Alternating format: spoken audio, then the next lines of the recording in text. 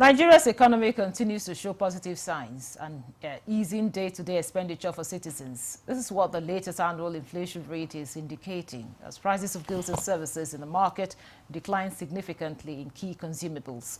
Consumer Price Index report released by the National Bureau of Statistics for November 2025 shows headline inflation rate eased to 14.45% relative to October 2025, which stood at 16.05%. For instance, food inflation, the largest component of the inflation basket, continued to decline, hitting 11.08%, down from October 13.12%. The reports say the number is helped by the ongoing strong harvest. On the other hand, there is pressure in the health and transportation sectors. Health is standing at 29.7% as compared to 28.6%, and transportation witnessed slight increase, 16.8% against 16.5%. Nigeria Today will try to reconcile these figures and speak to what it means for Nigerians, especially with the festive season around the corner. Thanks for joining us. I'm Mikaria Clinton.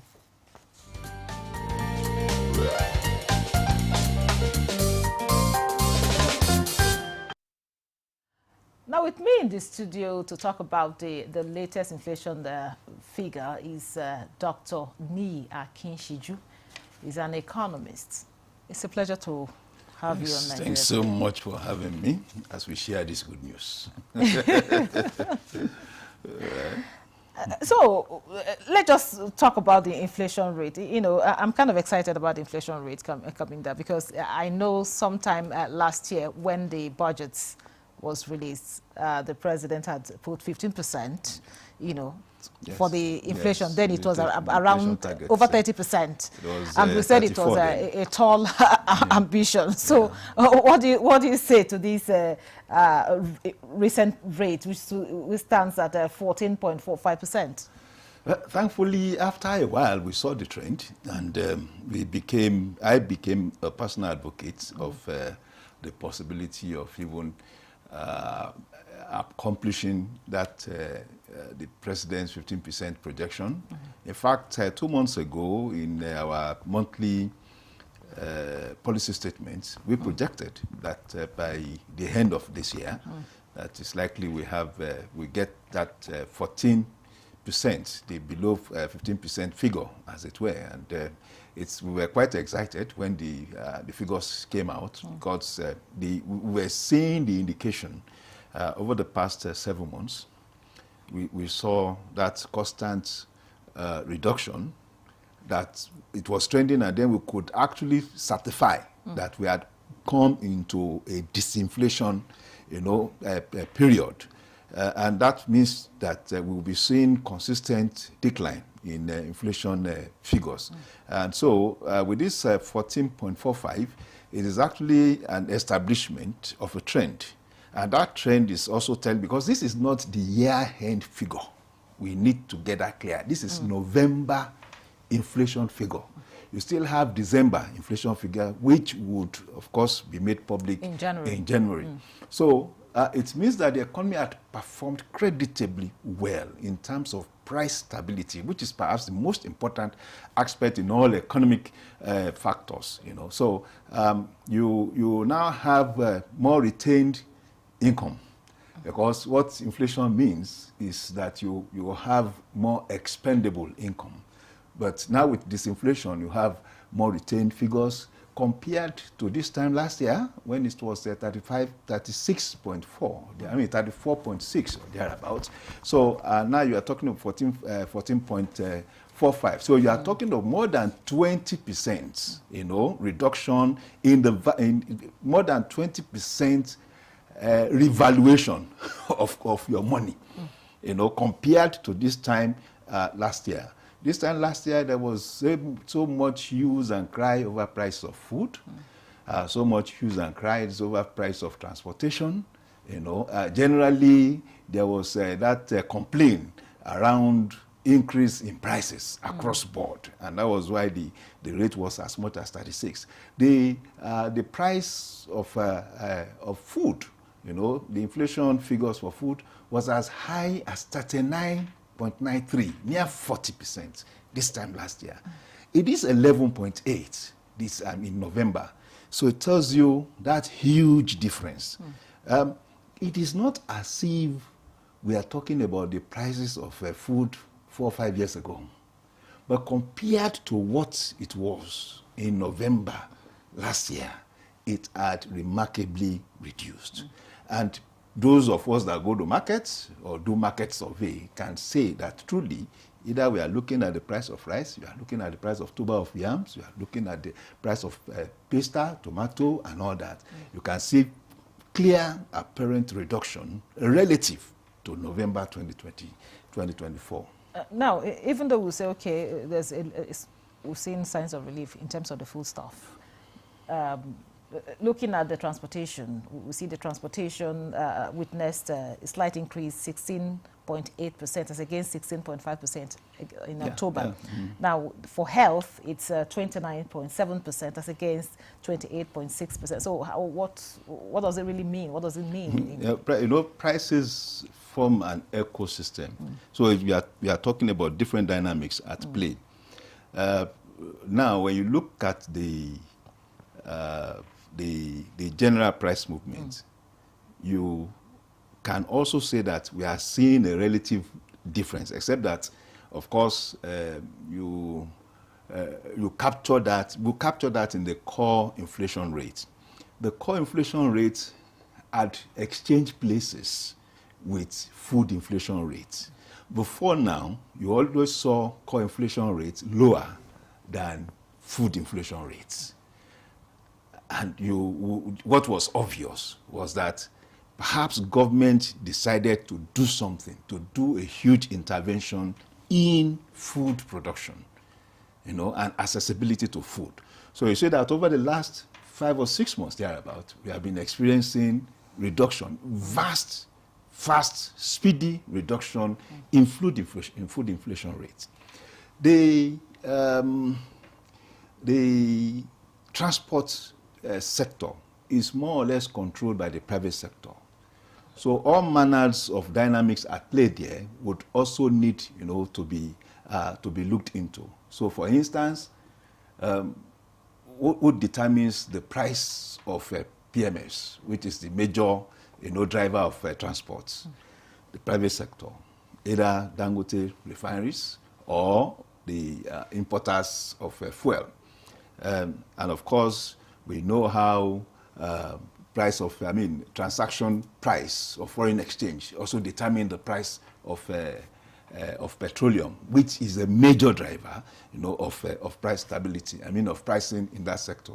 You also have issues with health too. Health will also include, going forward, drugs, pharmaceutical products, and all that. And we also know that those are also functioned on imports. And imports generally are also functioned on foreign exchange rates. So it may not be out of place to see these relative movements. But one aspect of the inflation, the inflation basket, is that a major dominant contributor to inflation is food, and is now performing positively. And that is why when all the figures are aggregated, what you see that is obvious is that the top line, the headline inflation, is reducing as a result of food, which constitutes the major item of expenditure, you know, of a family, of the household. So, and it has implication. I will be excited because now the average family would have more money to buy things, what we call discretionary spending. So rather than spend more on food now, they are spending less, and in spending less, they are saving to be able to spend on other things. Okay. You know, they are more able to spend on drugs, more able to spend, even as we go into the festive season, more able to spend on clothing, you know, more able to spend on beverages. So it's good that we have that vast reduction. And I was quite taken back when they saw that movement from 13% to 11.08. It's close to 200 basis points. It's impressive. And that is where most Nigerians, you know, spend their money.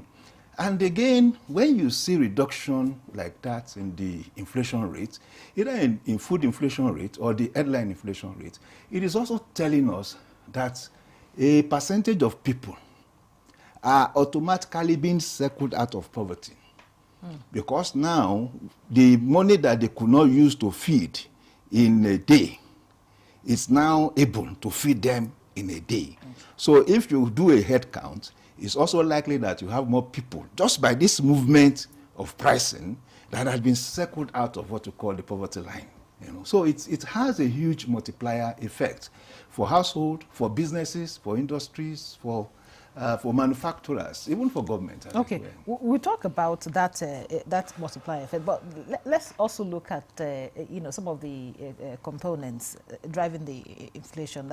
Like according to the report, it said the harvests, also helped. Huge harvest. The huge harvest. Okay.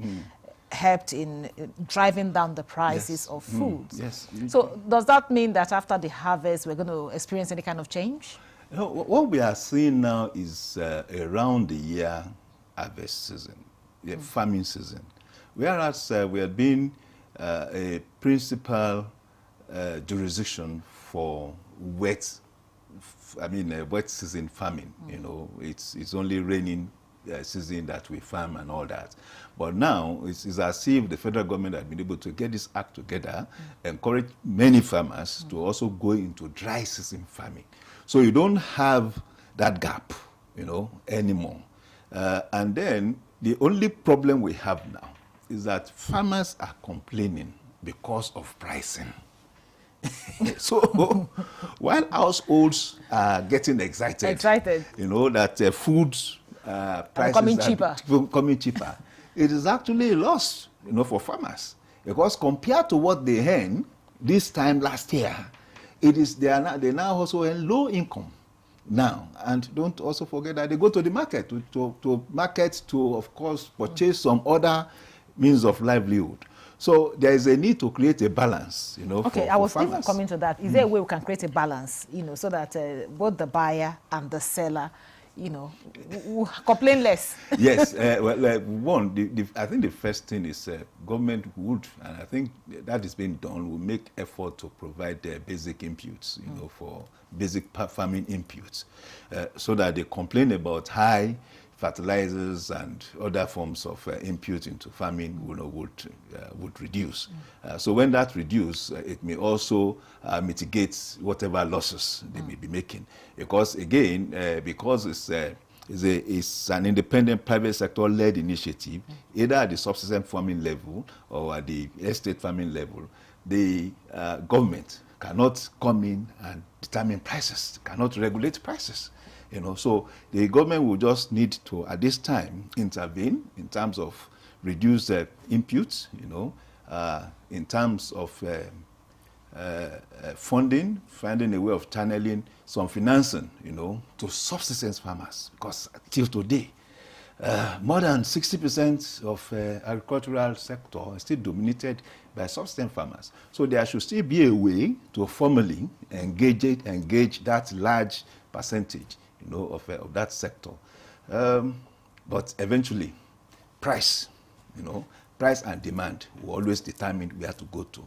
When you have reduced price today, it's likely demand would increase.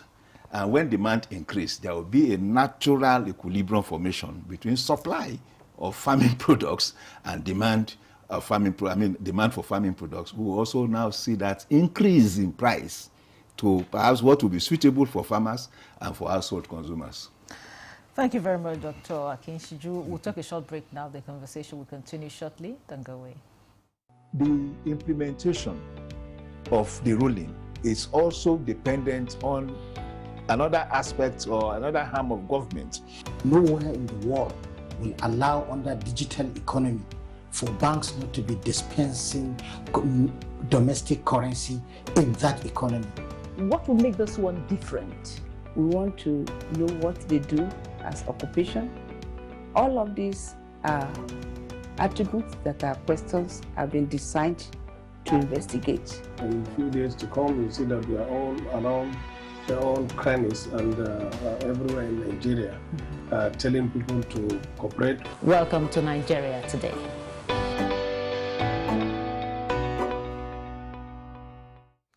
Welcome back. This is still Nigeria Today. We're looking at the latest inflation rate in Nigeria, and I have an expert here in the studio for this conversation, Dr. Niyi Akinshiju. Now, we've talked about you know, the food.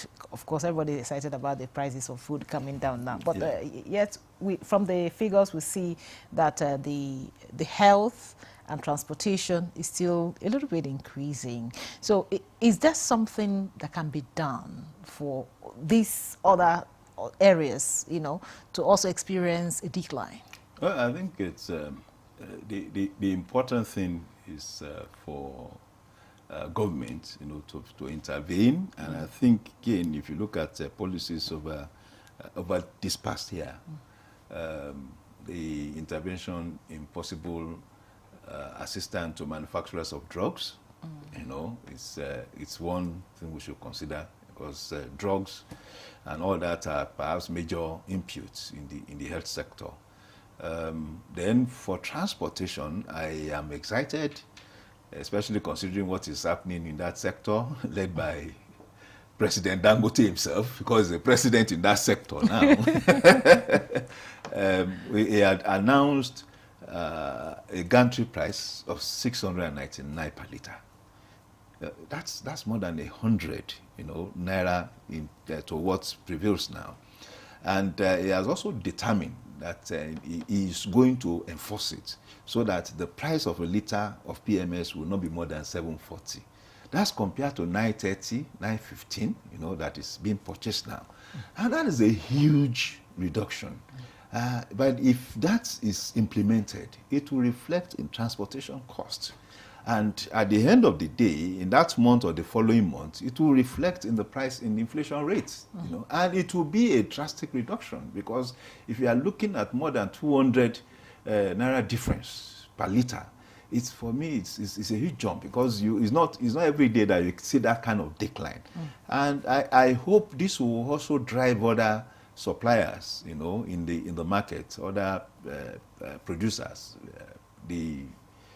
I mean, we can't start naming names now, but the modular refineries can also be encouraged to start doing their own bits within their own jurisdiction, so that at the end of the day, it is not just one major player that is dominating, because that is also dangerous. That had been the fear of people, that of course, yes, this is looking like a huge price war between Dangote and the independent producers, those who are importing. Now, if he undercuts them with this price, is it not also possible that it becomes a major player in that segment? It holds the larger percentage of the shares of that market share, and then just starts acting as if it's a monopoly. Would that not make you know, that sector more competitive? Yeah, no. You see, the danger there is we will now need to have more producers in the sector. If you have more producers in the sector, it makes it, of course, more enabling, you know, for consumers. Because if Dangote is not bringing, you have a Boa refinery, you have a Westminster refinery and all that. So there should even be a surplus in that market, enough for the jurisdiction for Nigeria to be able to now start exporting, you know, to our neighbors who always depend on us, of course, for fuel supply. But the problem with this, or rather the suspicion of some Nigerians with what Dangote is doing, it is enabling.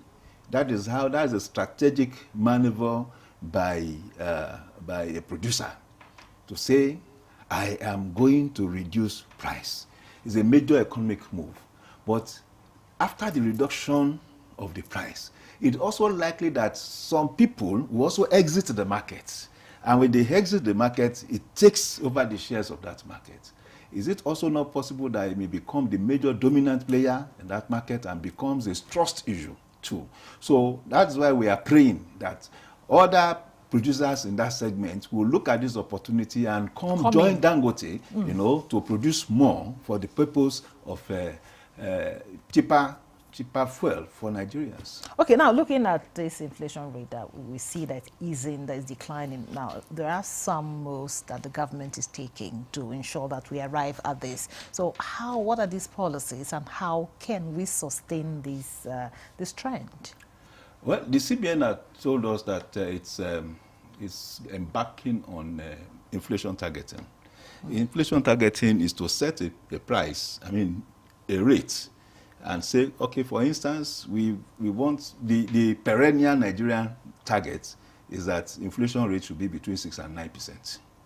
That's the perennial Nigerian target. Even when we're at close to 40, CBN government was saying our target is between 6 and 9. And the CBN seems to have resurrected that target, and say this is 6 to 9%. Now, how to drive it is first remove all possible, cost items in the environment, and government is doing that. Levies, if you hear of any levy, NCC, telecommunication levy, CIF levy by customs, and all that, government has said no. It's not time, do not suspend it and all that. Because all these costs, or rather all these levies, have a way of being, transferred into pricing templates. And when you transfer that, price comes up. Then, of course, the food thing is important. We continue, to drive food production, but most importantly, encourage large-scale producers. And we are moving away from, we are moving into that curve. Before it was 80 to 85% of subsistent farmers. But now we are seeing alarms and all manners of food producers doing their thing, So when you have that, it's good. Then a major headache for Nigeria had been storage, which affects post-harvest, quantum of produce. So we are also seeing people investing in that segment.